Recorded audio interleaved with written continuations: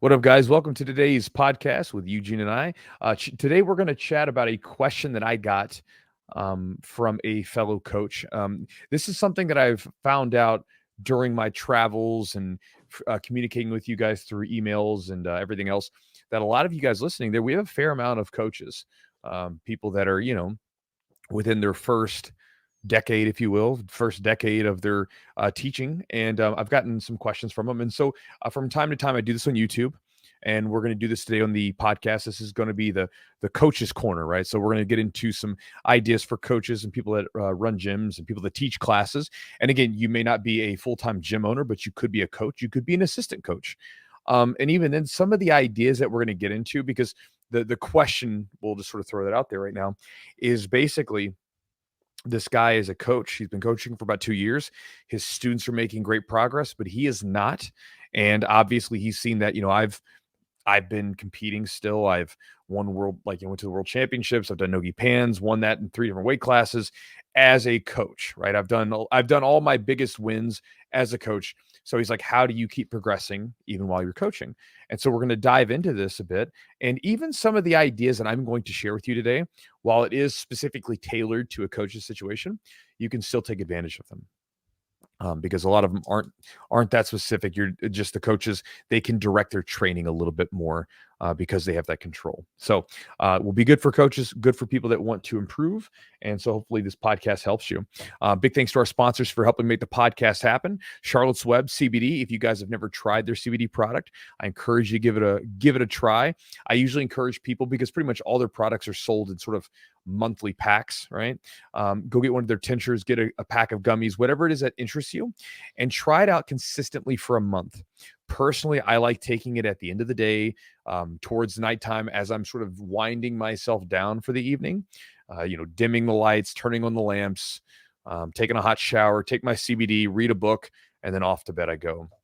And again, I think it's been very beneficial to that, and for overall recovery from the normal sports training and jiu-jitsu training that we're always doing. And again, a lot of claims can be made about CBD. My encouragement is, with any supplement, try it out for yourself. I mean, that's my encouragement with anything, whether it be a technique, a supplement, just anything. Try it out for yourself and get your own experience and see what you say, what you think. Don't take my bearded word for it.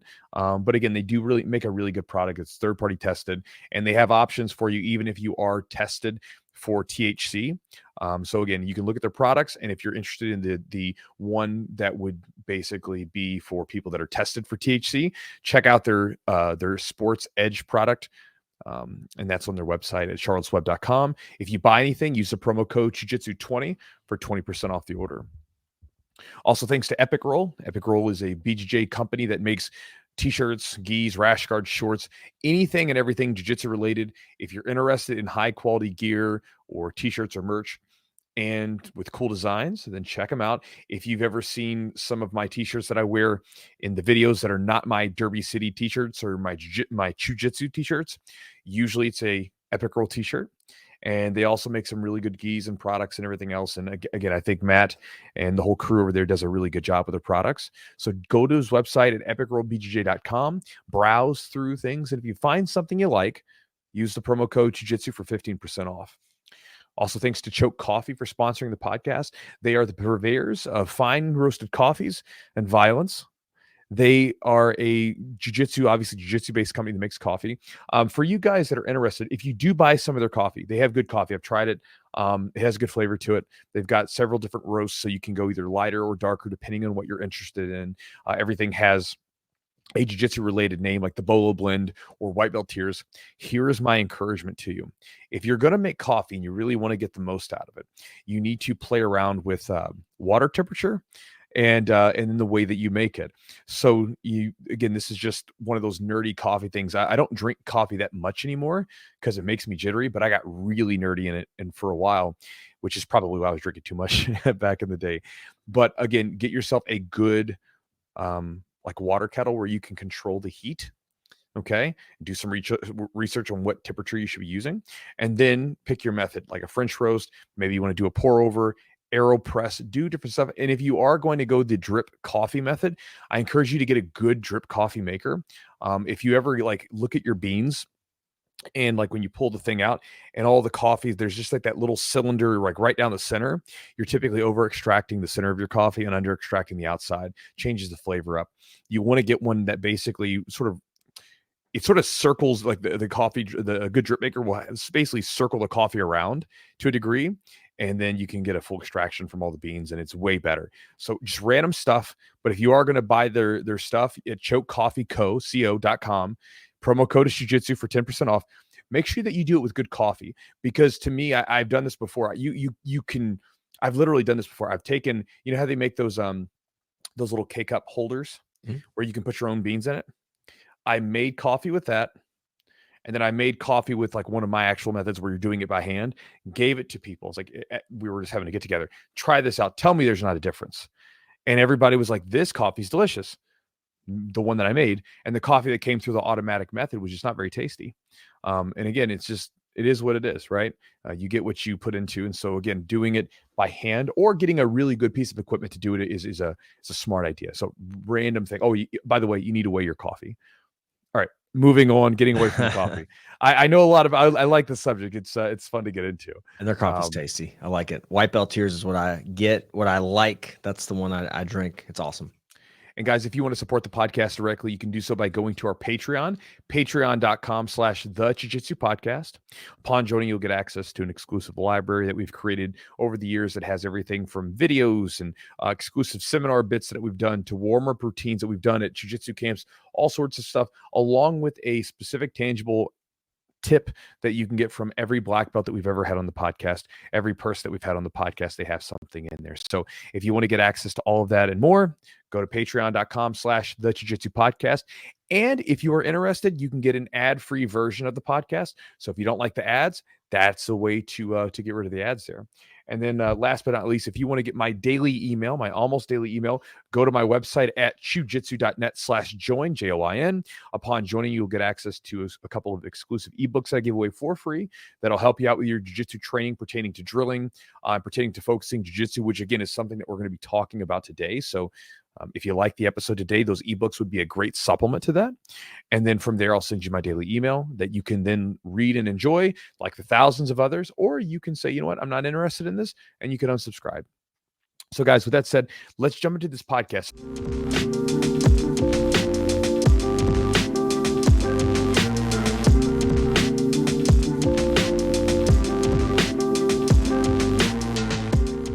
So the question again came from a coach, and he was curious about, asking me, say, Chewy, what do you do in order to progress? Because again, he's seen me compete. All of my best wins in jiu-jitsu have come at the time I was a coach. And so he's wondering, like, how do you balance that? How do you make sure that you get your own progression? And so I've got some stuff here for you guys. And Eugene, obviously you can throw in your own bits too, because you coach as well.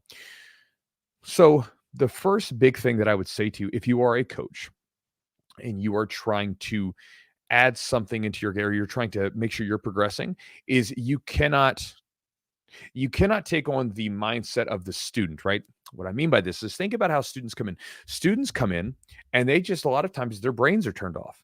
They've had a long day or whatever. They're showing up and they're waiting to be fed by you. Basically here comes the airplane. We're going to spoon feed them the information, right? We're going to do our best to break down these complex techniques and make them very simple and digestible so they can then take them in. You cannot have that mindset, because otherwise you're not going to get better. You don't have anybody showing you anything. You're the coach, right? Now, if you're an assistant coach, this doesn't pertain to you, but if you're the head coach, it's a big deal, And so what you want to do is you want to make sure you have something to focus on. We'll talk more about where to get those ideas later on, but you want to make sure that you have something to focus on, because a lot of times people experience plateaus in jiu-jitsu, and this is not just coaches, this is anyone, when they don't have focus to their game, when they're just kind of going through the motions and they're there. There is a time for that when you just want to turn your brain off and just roll and experience that. But if you're trying to actively get better, we need to make sure that you're focused. You need to make sure that you have something to shoot for. And so my first big thing would be, if you're not progressing as a coach, you need to stop and ask yourself, like, am I focusing on something when I get into the mat? Do I have a mission? Do I have a technical aim at the time that I'm on the mats, right? And if you don't, you need to get one. The next idea that I would share with you is the idea of structuring your rolling to make sure that you get something out of it. So there can be sometimes an issue where, as a coach, you can easily sort of, let's say there's an odd number, you can sometimes find yourself out of the group, or you can just sort of take it easy and be lazy if you want to. Structuring the rolling in a way that you can actually get something out of it. So here's an example. You could do king of the mat style rounds. We do these a lot, where you'll have a particular objective, and then let's say, for instance, that you're doing guard passing. You have a certain amount of people out, groups out in the middle of the mat, and everybody else is on the wall. Let's say that you come out, the person passes the guard. Whoever passes the guard or sweeps wins. The person wins who stays on top passing the guard until they get swept or submitted and put out, right? So then what that does is that sometimes can give you a chance to maybe, if you're in a gym where you don't have a lot of people to push you, you can go out there, and if you're going with a person after a person, even if you're a black belt and you're rolling with a bunch of blue belts, if you're rolling with blue belt after blue belt passing their guard, you can start to get tired, and it's a great push for you. I know that I used to do that a lot. You can also do things like round robin rolling, where you have groups of 3 or 4, and basically one person stays in for 2 to 3 rounds, and they roll with each person, and you just cycle through, and those can be useful. Or just making sure that, again, you get something out of it. And this goes back to your focus. What are you trying to focus on? And so you would like to get something out of that rolling. And again, you can since you're the coach, you can structure it accordingly. Now, you don't necessarily want to derail the students and make them have to do whatever it is that you're working on. But again, structuring it in a way where you make sure you get something from it can be super useful. And also, too, I know this from way back in the day. The gym's a little different now because we've got a lot of black belts that can get after it, and a lot of brown belts that are tough as nails. But when I was heads and tails better than everybody on the mat, there was still like having all of the younger, the less experienced guys, having them roll with me. They were all down on board to like push me and like try to help me get better. And so understanding that, like, that you can make your students part of your mission to improve, and they'll be down to do that because they get to help their coach, and that's fun, right? Just as much as you're helping them. So structuring the rolling, whether it be king of the mat, whatever it is that you want to do, structure the rolling in a way that makes sure that you get something from it as well. The next tip, what's I that? think that, like, getting into, so one thing you do, and this might be touching on the next topic a little bit, but what you do that's tricky, you'll start, like, if you're working on a technique, whether it's guard passing or whatever, you might be working on a specific guard pass, and you're trying to pass everybody with that specific pass that maybe you have shown or haven't shown, and you're working on one thing, and you're like putting yourself into position or trying to enter in a certain position to where you're working that specific technique. So everybody's maybe doing guard passing, but you're doing maybe one specific position or one specific pass that you're trying to work on and implement. So that's like an active drilling scenario. And you're not, sometimes you do a technique that maybe you're kind of trialing and you don't really show it to us yet, but you're doing it. And then we're all like, what the hell are you doing, Chewy? Why you're hitting everybody with this move? What is it? And then it kind of opens up. But I think that's a great active way to kind of roll and even implement, like if there's an area of your game specifically you're trying to build. Well, right. Well, and that was a great example. That was last year, after the ADCCs were out. I was starting to get ready for Worlds, and I had watched the ADCCs. And again, when you watched it, one of the clear sort of lessons from that particular tournament was watching the chest-to-chest passing from half guard. Tons of the guys were getting into chest-to-chest passing. Body lock passing is great. But chest to chest, I like that position already. So I was like, okay, I'm going to go down the rabbit hole in this.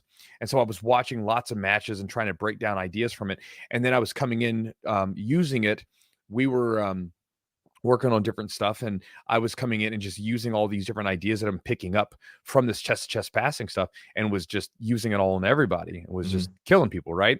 And then afterwards, I started teaching it. And then the bad thing is that when you teach it as a coach, then they start catching on a little bit faster, and it makes it harder to do it. So that's why I try to use the techniques before I show them, so that I can get a feel for whether or not they're going to work at all. And also, if I can get you guys to be receptive to it, because it's like, man, Chewy was killing me with this. Right. Then when I show it, you're like, okay, here's what that asshole was doing. Yeah. It's buy-in. Like you're getting buy-in. You're like, man, everybody gets excited about learning. It's not like, why are we learning this thing? It's like, dude, you hit me with this thing, and I want to know, first of all, how to defend it, and then how to do it, so I can do it to somebody else. And it's it's fun to see that, and be like, man, what's he doing? In your head, you start kind of working through the position and thinking about like the role, like what you were doing, and sometimes it's annoying when you know what you're going to do, but you still do it. That's always fun to have that happen to you, which happens sometimes. But yeah, I mean, I think it's that's just because everybody spends different amounts of time on your game, and sometimes it may take you a little longer to expand or develop this part of your game. And so even if the class has already moved on to something else, you may still be working one position, one technique you're trying to solidify. Yeah. And for you guys that are coaches, a really useful tool would be the ebook that I have on my website. Again, you can unsubscribe from the email list after you get it, and I'll never send you something. It's whatever. But the ebook that I have, the Focus Jiu-Jitsu one that I give away at my website at chewjitsu.net/join, goes into this idea of passive versus active drilling. And this is a form of active drilling, you know what I mean? So it's a useful tool if you're into that situation. Another tip for coaches is to make sure that you put yourself in bad positions. One of the things that can sometimes happen, especially if you're very good in the group that you're rolling with as a coach, is that you can basically never get put in a bad position. And then should you be against a person that is of similar skill level later on, you're going to be in bad shape, because if you're never there, then if you don't use it, you lose it, right? So if you're never escaping from bad positions, it's very easy to then find yourself in one of those positions and just be completely dead in the water.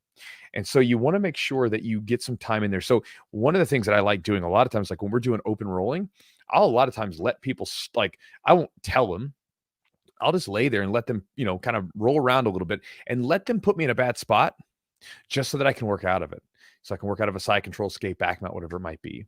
Or in some cases, I might even have the round start with me. And this kind of goes back to structuring the rolling. I might start the round off with me in a back mount or something, just so I can get time to work from those positions, because you want those skills to stay sharp.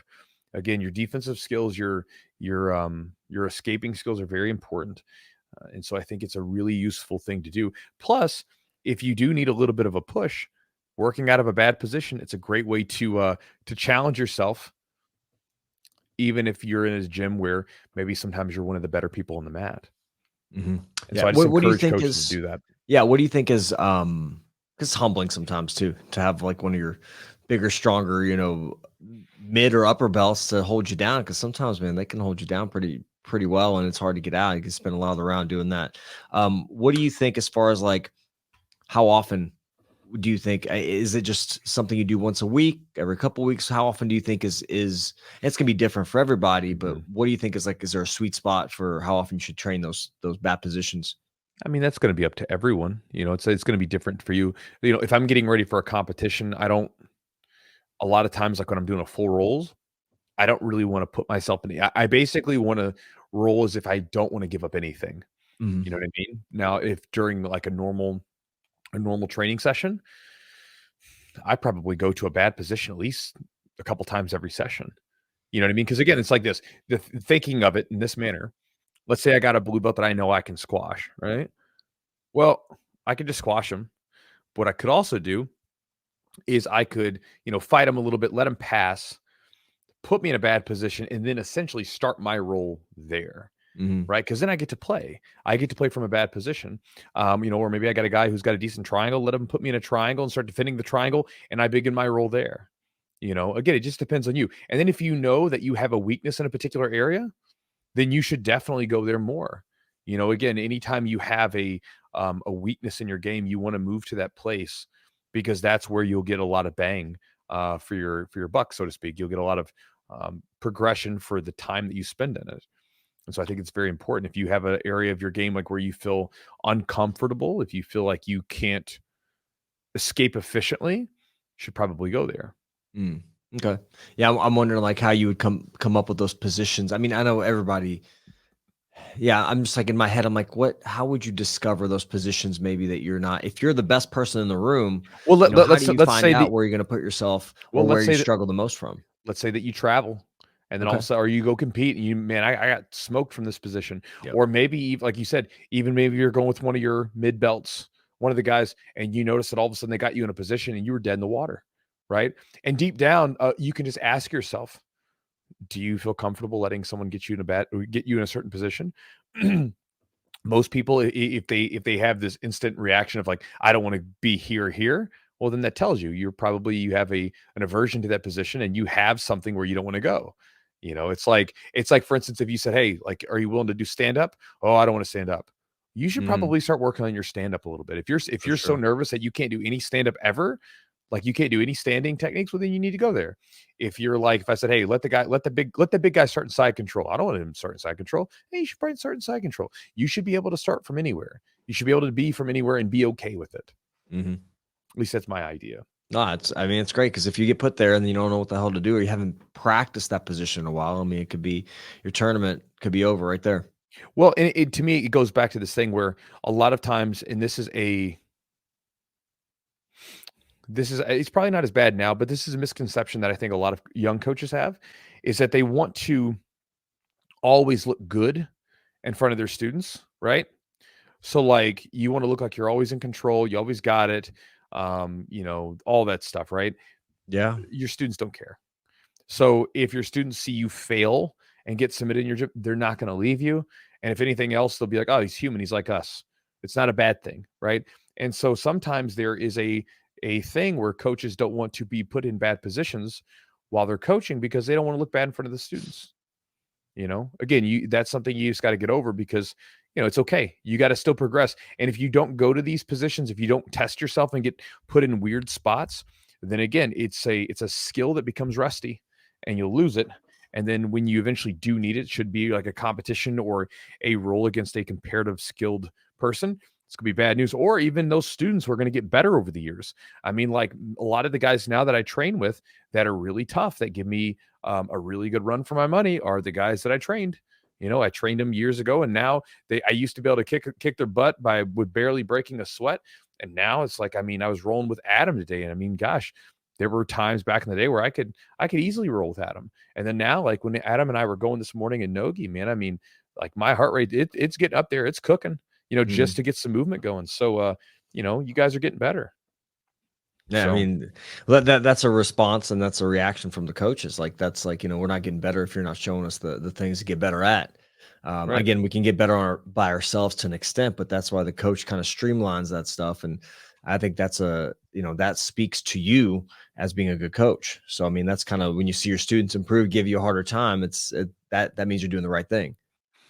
I'd like to hope so. Well, it is. Part of it's you're getting older. Part of it is, right.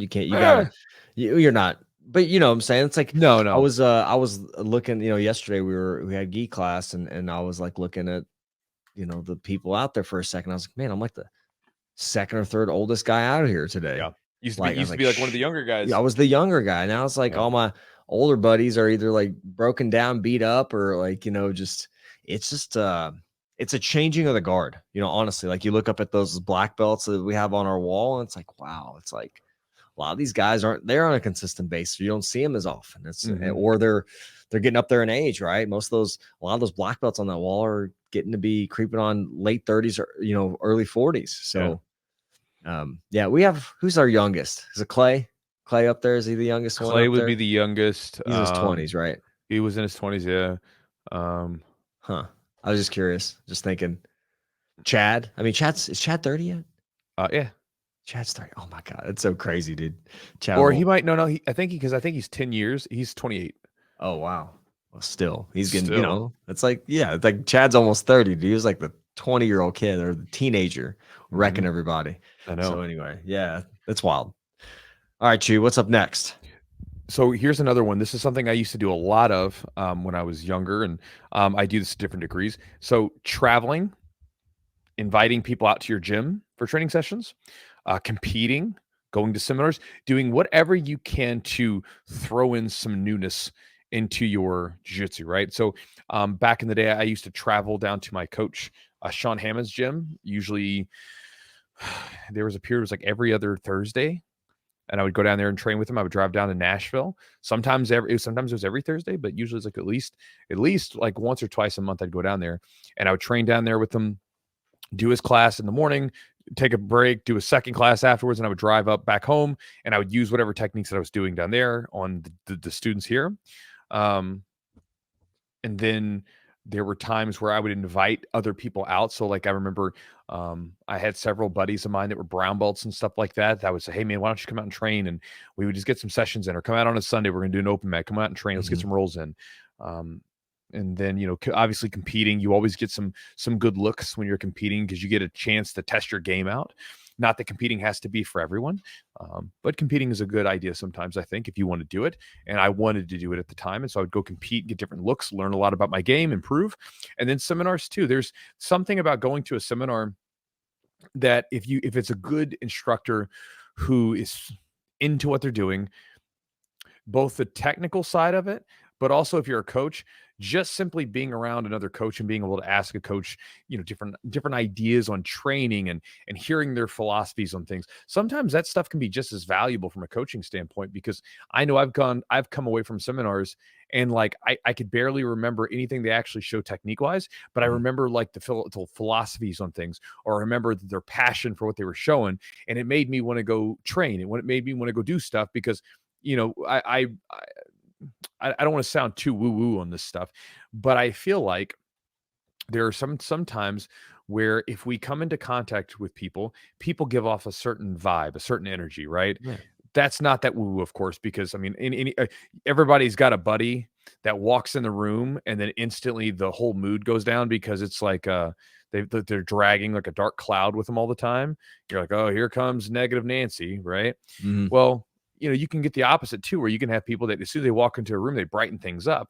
And I think sometimes with coaches and different things like that, you might run into them in situations and their passion for what they're doing, their ideas for what they're doing, their energy for what they're doing, it rubs off on you a little bit. And so those can be great ways. Again, just doing something to get out of your norm, to shake things up a little bit.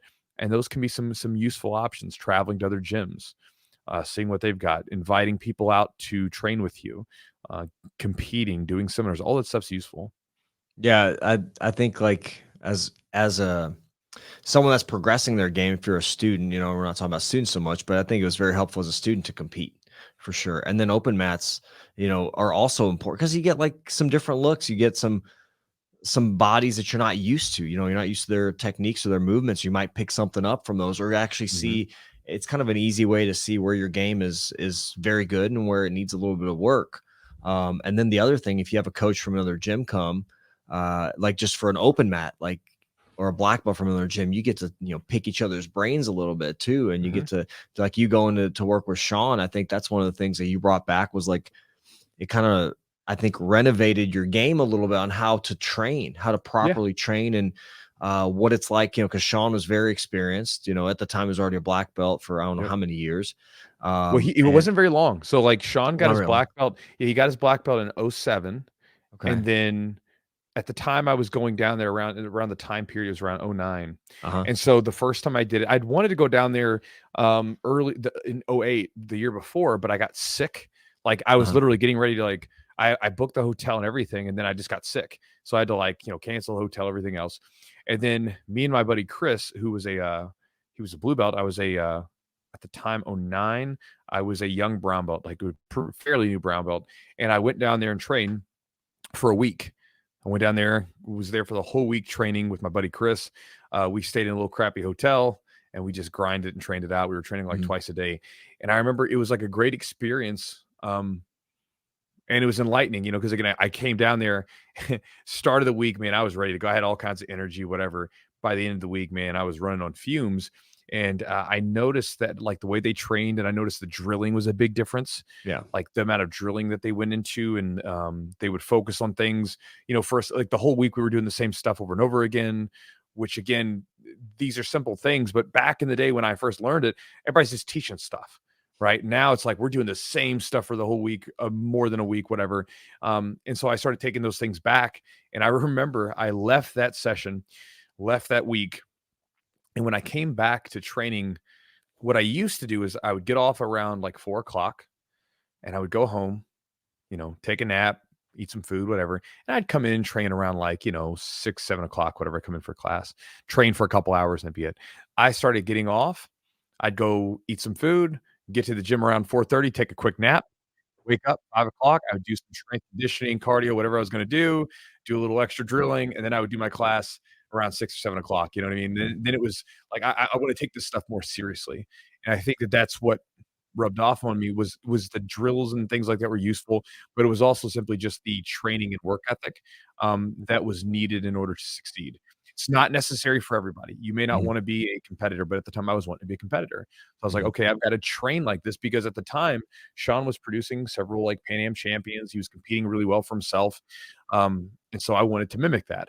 And again, a really good idea. This is just a life lesson, right? Is to model after success, right? It's not a crazy idea. It's like look around you and find people that are doing the things that you want to do, pick their brain, learn from them, and then sort of make your own version of that. It's Yeah. not going to look like theirs, but you make your own version of it. And that's what I did. And again, it worked out pretty well for me. How close do you think our gym environment is to the one that you were a part of at Sean's? Like when you went trained, do you feel like our environment kind of the training intensity, even the feel of the gym, do you feel like similar to that, or is there some stuff like you took away to create your unique experience at our gym? So I think we've got a good vibe. So and I get this from people that come to the gym because when people come to our gym, like for instance, we had that jujitsu camp this past weekend. Hmm. And when we had the jujitsu camp, like people were coming in for their first time into our gym, training with people, and they're having a blast with it. They're enjoying it. I guess the difference is that like Sean was like really big on wanting to make full-time competitors. I was into that for a little bit. Yeah. For me though, I think of it this way. Maybe this is kind of nerdy or maybe doesn't people don't follow, but like, okay, so the Greeks, we'll say it that way, the ancient Greeks had their hoplites, right? Hoplites were that they basically had a shield called a hoplon. That's where the name comes from, hoplite. And they Uh-huh. were basically farmers that knew how to fight and would put on the armor when they needed to. And so, for instance, like when, like, the Battle of Marathon, that was won versus the Persians, that was won by these part-time soldiers, right? The Spartans were like one of the only ones that had a professional army. So they were training all the time, but the rest of them were all just part-time soldiers. And they were pretty good at what they did. And so my thing about it is like there's periods of time where like if guys want to compete, all right, let's get going, let's get after it. But at the same time, I want it to be a place where if you just want to train and have like a blast with everybody, I want you to be able to come in for that too. So it's definitely different. Yeah. Um, you know what I mean? But it's kind of what I wanted. So again, there was one point in time where everybody was grinding, we were always killing each other. There was a time when we were doing that. Sure. And now it's like we have those periods, but then there's also like, hey, we're just training, we're having a good time. We encompass a few different areas. So it's just a little different, Yeah. I got you. as it should be. Hmm. The last thing that I would encourage you, if you're a coach, as far as making sure you're making progress, is square away some time every week, bare minimum 1 hour, for studying. This could be watching matches. This could be watching instructionals. Whatever you want to do, study jujitsu, study grappling, go watch wrestling matches, do stuff, just study. Again, it's important because that's part of where you're going to take in new stuff. And I think about it this way: if you're not constantly working to take in new information, new stuff, then you don't have anything to give out, right? It's like your job as a coach is to continue to fill yourself up with experiences, knowledge, information, everything else. So this way you have something to pour out to other people. And so I think that, squaring away some study time and making it, I mean, if you're a coach, you do this for a job, at least to some degree. So it's pretty important that you do square away some study time. I like doing mine typically on Saturday mornings. Saturday mornings, usually, unless I'm doing something like a seminar or something like that, I'm usually getting up in the morning, and the first couple hours, I'm just watching jujitsu instructionals, or I'm watching jujitsu competitions. That's what I want to do, and trying to see what I can pick up. Do you study with a certain intention? Like, are you maybe for a coach, like what are your recommendations how to just find maybe what, if you're trying to add a layer to your game or element, are you just kind of seeing like maybe like you just went to ADCC last year, like you saw this trend, we were kind Mhm. of talking about certain trends. Are you looking for trends? Are you seeing like, all right, the top people like in gi, what are they doing right now to win the worlds? Like, what are the positions they're working on? Are you kind of starting there and then kind of delving into like, I'm gonna look at so and so's instructional on guard passing or lapel stuff, whatever it is? So it depends. And again, we're not talking about for anybody listening, we're not talking about how I would study something in order to get stuff for my students. This is for me, right? Correct. So for me, okay, and this could be different for you. This might not be your way. I'm less of a hardcore analytical paint in the numbers kind of guy. I'm a little bit more like feel it out, intuitive, right? Kind of guy. So for instance, with competitions, I like watching jiu-jitsu competitions. Mhm. And so I'll just watch matches. And what happens is a lot of times when you watch matches, you'll start to see things happen over and over again. Or if I find a grappler that I like, I was like, oh man, I'll watch them, like watch multiple matches of them. There was one guy that I watched at the ADCC Opens recently who the guy has a great no-gi guard passing game. And he's really good at shutting down leg locks. And I was like watching his setups. I was like, oh man, that's really cool how he did this to shut down this leg lock. I was like, oh man, it's really cool. And so there's some things that I want to drill from watching him do that. I was like, that's pretty damn cool. And then other times, it's like you said, I was watching, we were at ADCC and I'm like taking notes as we're going just because I'm just seeing stuff. And I just noticed, man, everybody's passing with this position. And the way that I look at it is I'm like, I can get to that position easily. So if I can get to that position, then that's something I can work on tomorrow. Right. Because again, if I'm trying to add something into my game, the way that I typically want to do it is I like to work on things where I have some connection to it already. So for instance, I can say, I'm already getting to half guard, chest to chest. Cool. I can get to that half guard, chest to chest. Now I just got to learn all these details about what they're doing.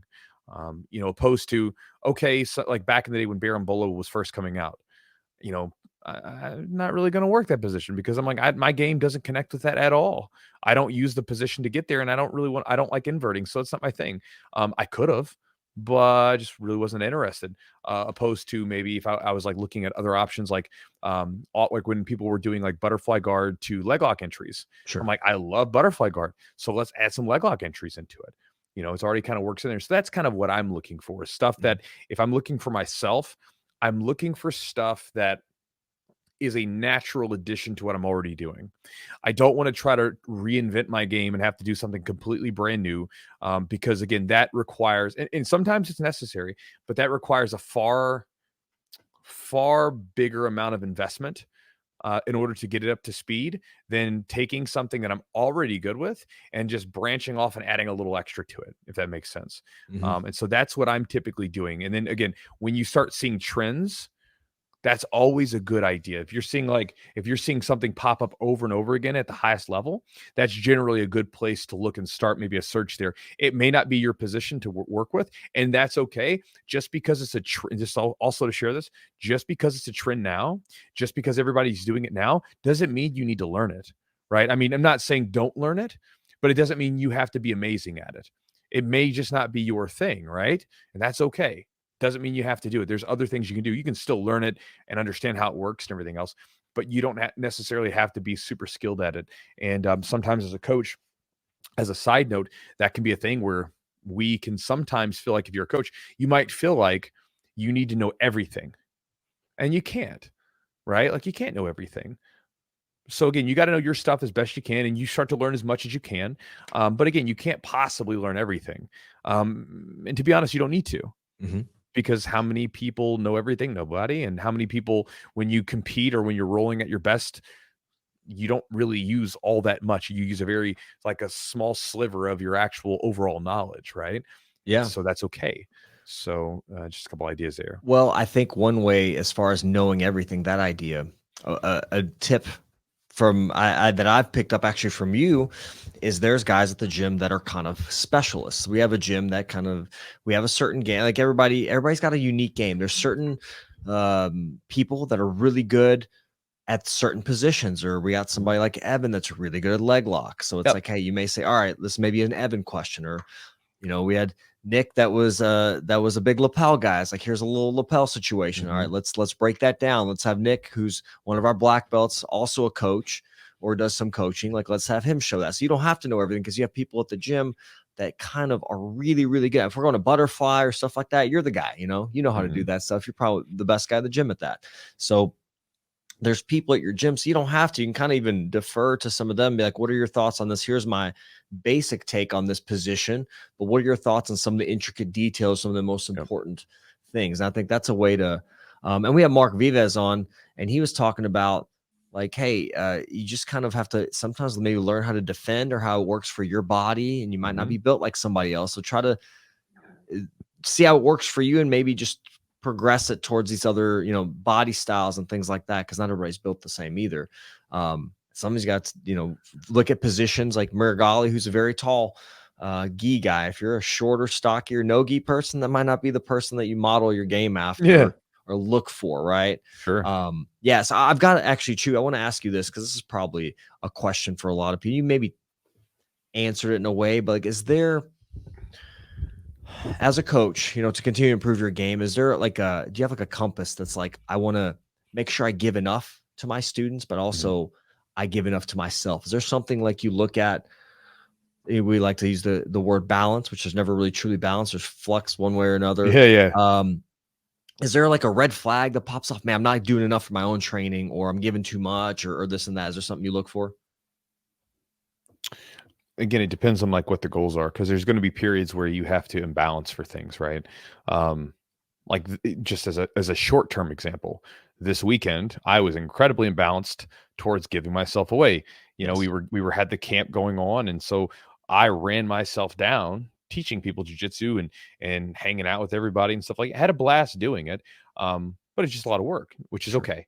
It's what I said I'm going to do. And then there's times where I have to just give a little bit more, and that's okay. But generally speaking, if we're talking about long term, the big thing that I would say is, if you're a coach, it really comes down to, again, I'm a feelings guy, right? I don't know the percentage, but there is a percentage where I can tell you back in 2017, where I was teaching, I was at my busiest. I was doing tons of work for the business. I was teaching 1, 2, 3, 4, 5, 6, around anywhere from 4 to 6 classes a day. Like, I mean, bro, I was burnt out. And it's not like burnt out as and I remember I was trying to wake up early too. So by the end of the evening, I was just grumpy. I was grumpy. My training wasn't very good. I felt like I was never leaving the gym. Yeah. I felt like I was a slave to what I was doing. That was a time where I was like, I need to back off. I need to like hand things off to other people. People need to do this. I need to stop doing so much. And it was hard, but it's like, that's what I got to do. It is what it is. And so I really think it comes down to like your feeling. It comes down to what you want. Like, because again, maybe you're not really all that worried about being in the most tip top shape and competing and stuff like that. So you might be able to teach a lot more because you're not going to need to train as much. And that might be a perfect balance for you where you're at. But you might be a younger person who's wanting to still compete and be in the trenches with your students. And then you're going to have to make sure that you make time for your own training. And so again, there's always going to be that balance. But again, really it comes down to your own satisfaction with what you're doing. It's going to be different for everybody else. But if you're a coach, and let's say, especially for this guy, he's a gym owner, you are a gym owner. Well, then you, my friend, get to design all this stuff. And so you should design it intentionally. How do you want all this to look? And if you're not satisfied with it, you should start making a plan for how you want to change it, and then working to make that plan happen based upon what your goals are.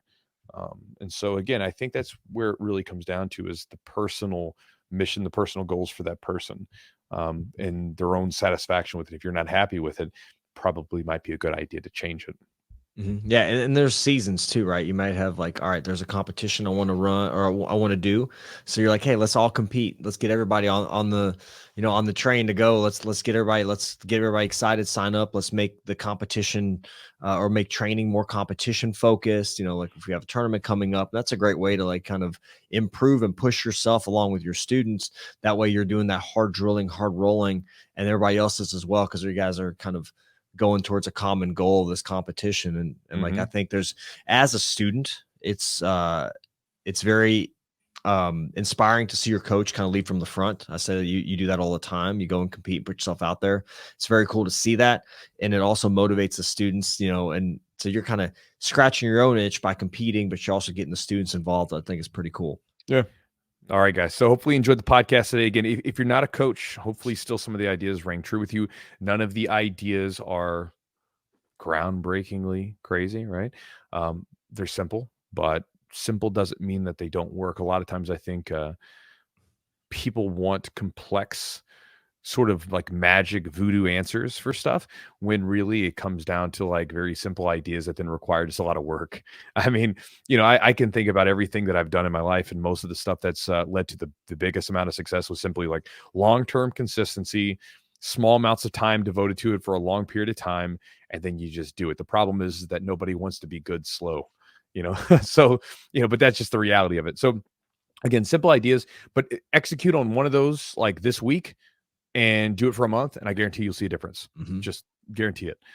That said, guys, thank you so much for listening to the podcast. Again, big thanks to our sponsor for helping make this podcast happen, Charlotte's Web. They've been a long-time sponsor of the podcast.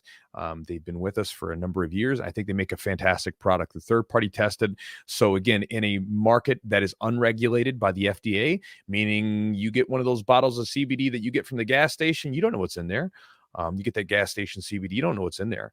But they are third-party tested from an individual company that says, hey, this is what's in this product. And what's nice about this is, like anything else, if you use a supplement, if you use a drug or whatever it might be, something that has an effect on your body, it's nice to know that what you're putting in there is the same every time, right? So if you were going to take some ibuprofen for a particular ache or pain, you would like to know if you're getting this 200, milligram ibuprofen, that it's 200 every time you take it, not like 400 sometimes and 50 sometimes, right? You want to know that every time you're getting this dosage correct. And again, I think it's a great product that's helped me out a lot. And again, I've been using it for a couple of some years now. It's been probably closer to probably 4 now. Yeah, probably 4 years. Yeah, play around with it for about 4 years. We've been doing the podcast 5 years. Yep. And so about something 4 years. Like that. So yeah, again, and they've been my encouragement is to try it out for a month. I always tell people, see what you think. And again, if you've used it before, great. Either way, their website is charlottesweb.com. Promo code is Jiu-Jitsu20 for 20% off the order. Also, if you're looking to get any new jiu-jitsu gear or merch, I sort of give you the invitation to go to epicrollbjj.com. That's Epic Roll's website. For some of you guys that have my rash guards and things like that, we did an order with them last year. I want to get another one of those going at some point soon. But epicrollbjj.com is the website. Just go through and browse on his website. Take a look at it and find something you like. And if you like, something, again, good quality shirts and gis, rash guards, the whole thing. And then just use the promo code Jiu-Jitsu for 15% off. Also, thanks to Choke Coffee. Choke Coffee Co. is the website, chokecoffeeco.com. They are the purveyors of fine roasted coffees and violence. And again, they make coffee with a sort of jiu-jitsu spin to it. So you can look on their website and they have everything from white belt tiers roast to Bola blend. And again, if you listen to the beginning of this podcast, if you do buy some of their coffee, my nudge to you is to make sure that you're using it with either a really good coffee maker or a manual method to where you can get the most from the coffee. If you don't think that there's a difference, go to like one of your local, like little hipster coffee shops and ask them to make you one of those coffees. And again, taste the difference for yourself. It's to me, just, again, it makes a big difference. If you're going to go through the trouble of getting yourself some really good beans, make sure you give those beans the best chance of making you a really good cup of coffee. But again, check them out at chokecoffeeco.com. Use promo code Jiu-Jitsu for 10% off. Also, if you want to support the podcast directly, you can do so by going to our Patreon at patreon.com/the Jiu-Jitsu Podcast. Upon joining, you'll get access to a podcast without an ad. So if you would like to listen to this podcast ad-free, you'll get that. You'll also get exclusive access to our library that we've been building since the podcast started back 5 years ago, where you can get in anything from tangible ideas from me sharing to you. We did one specifically related to this episode inside of the Patreon. We also have tips from all of our podcast guests, all the black belts and doctors and everyone else that we've had. They have a tangible tip that you can take to your training. We also have videos of me rolling, teaching techniques, doing all this stuff. We also have seminars and warm-up routines, things like that Eugene's put together. All this stuff and more, patreon.com/the Jiu-Jitsu Podcast. And last but not least, guys, if you would like to get my almost daily email, go to my website at jiu-jitsu.net/join. You'll get some ebooks for joining that you can dig into that go really well with this podcast today. And then afterwards, you can always unsubscribe. But if you don't, you will then get my daily email, which I send out, and you can join the thousands that read it every day and enjoy it. And so, guys, with that said, thank you so much for joining us today, and we'll talk to you next time.